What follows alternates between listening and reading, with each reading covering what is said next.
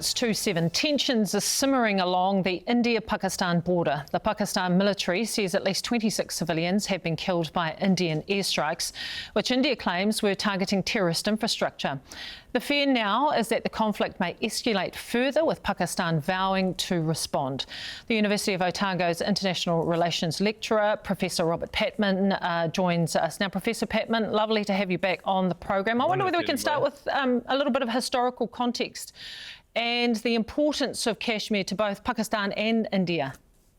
Well, Kashmir is at the heart of the long-running territorial dispute between India and Pakistan. Kashmir is important to both countries. It's a fertile agricultural region, and it's also strategically located. Not only is it placed between India and Pakistan, but it borders Afghanistan and China. So there's three countries there which now have nuclear arms.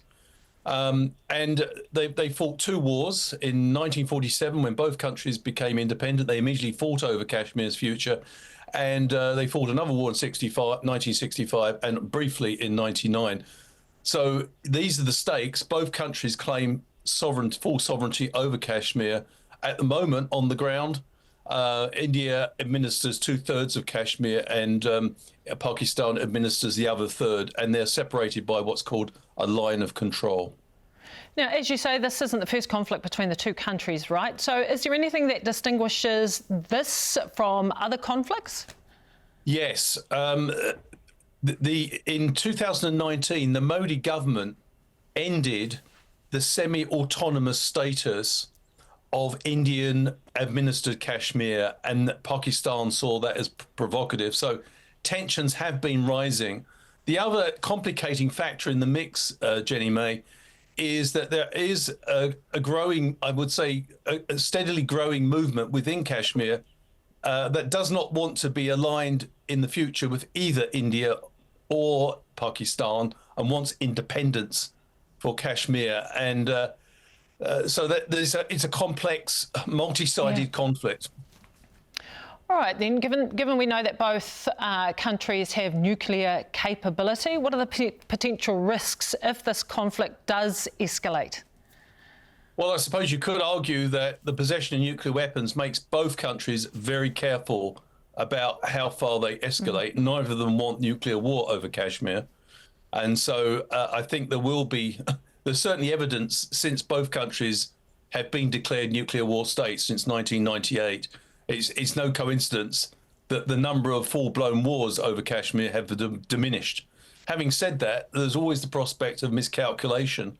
And, if you have tit-for-tat exchanges, and we might be on the verge of a sort of tit-for-tat retaliation by both sides, that's not always subject to rational calculation, particularly when things like justice and ownership of territory are concerned. So it is a very dangerous situation, and we shouldn't underestimate the risks. How has the rest of the world responded to this? I think the majority opinion is appealing to both sides to show restraint. Interestingly, a slight difference in nuance. Israel has been steadfastly behind what it calls India's right of self-defense and its right to deal with terrorism. China, on the other hand, tended to criticize India's willingness to use what it sees as pretty provocative military action. China and Pakistan have been traditionally aligned. India has been Israel has been aligned with India. The United States, I think, and Russia have played it down the middle. They've urged both sides to act with caution and try to negotiate rather than engage in more military strikes against each other. Yeah, so is there any way to de-escalate what is going on? Well, if you look at this from a detached point of view, Kashmir has always been denied the right of self-determination.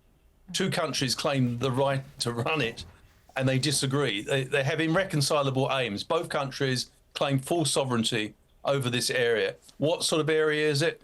It is a Muslim area. 60% of the population in Kashmir was Muslim. And both countries, India and Pakistan, seem to have an irreconcilable view. There doesn't seem to be any way they can reach a compromise over this. But the people left out of this are the actual people of Kashmir. And to some extent, in the future, if we want to see a serious de-escalation, I think there must be some consultation with the people actually living in Kashmir. What do they want to do? Where do they see their future? Yeah, makes sense. Professor Robert Patman, as always, pleasure to have you on our program. Thank you so much. Thank you.